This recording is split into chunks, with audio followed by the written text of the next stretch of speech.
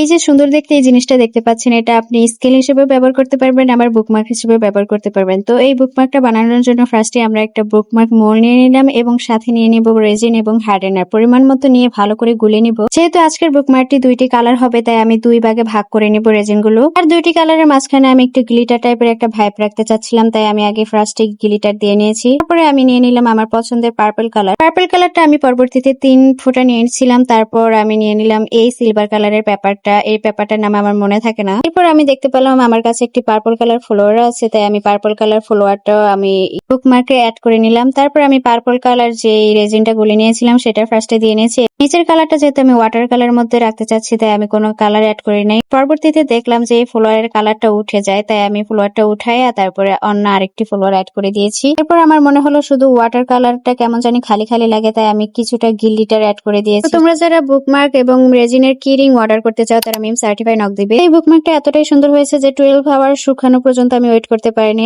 মনে হয় 10 ঘন্টা বা 9 ঘন্টার মধ্যে খুলে দেখতেছিলাম, তখন একটু একটু মানে পুরোটা শুকায় নাই, এরকম একটা ভাইব দিচ্ছিল। তো তোমাদের কাছে কেমন লেগেছে কমেন্ট করে জানিও। বাই।